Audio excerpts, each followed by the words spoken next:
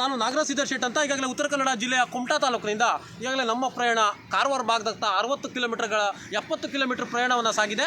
ತಾವಿದನ್ನು ನೋಡ್ಬೋದು. ನಾವು ಇವಾಗಲೇ ಕಾರವಾರದಿಂದ ಒಂದು 10 ಕಿಲೋಮೀಟರ್ ಅಷ್ಟು ದೂರದಲ್ಲಿ ನಾವು ಬಂದಿದ್ದೀವಿ. ಕಾಳಿ ಸೇತುವೆ ಭಾಗದಲ್ಲಿ ಬಂದಿದ್ದೀವಿ. ಇದು ಉತ್ತರ ಕನ್ನಡ ಜಿಲ್ಲೆಯ ಕಾರವಾರ ತಾಲೂಕಿನಲ್ಲಿ ಬರ್ತದೆ ಈ ಕಾಳಿ ನದಿ. ಇದು ಒಂದು ಸುಂದರ ನದಿ ಆಗಿರೋದ್ರಿಂದ ನೋಡೋದಕ್ಕೆ ಭಾಳ ಸುಂದರ ರಮಣೀಯ ಒಂದು ತಾಣ ಆಗಿದೆ. ನಮ್ಮ ರಾಜ್ಯದಲ್ಲೇ ಒಂದು ಹೆಸರುವಾಸಿಯಾದಂಥ ನಮ್ಮ ಕಾಳಿ ನದಿ ಮತ್ತು ಸಂಗಮನ ಅರಬ್ಬಿ ಸಮುದ್ರ ಹಾಗೂ ಕಾಳಿ ನದಿಯ ಸಂಗಮ ಆಗುವಂಥ ಜಾಗ ತಾವು ನೋಡ್ಬೋದು. ಇದನ್ನು ಇಲ್ಲೇ ಸಂಗಮ ಆಗುವಂಥದ್ದು. ಮತ್ತೇನಂತ ಕೇಳಿದ್ರೆ ಇಲ್ಲಿಯ ಒಂದು ವಾತಾವರಣ ಆಗಿರ್ಬೋದು, ಇಲ್ಲಿ ಬೆಟ್ಟ ಗುಡ್ಡಗಳಾಗಿರ್ಬೋದು, ಒಂದು ಸುಂದರ ತಾಣವಾಗಿರೋದ್ರಿಂದ ಮತ್ತೇನಂತ ಕೇಳಿದ್ರೆ ಇಲ್ಲಿ ಏನದ ಉದ್ದಾನೆ ಆದಂಥ ಒಂದು ಸೇತುವೆ ಕೂಡ ಇದೆ. ಈ ಒಂದು IRB ಅವರು ಮತ್ತು ಆ ಕಡೆ ಒಂದು ಸೇತುವೆಯನ್ನು ಈಗಾಗಲೇ ಪ್ರಗತಿ ಹಂತದಲ್ಲಿದೆ.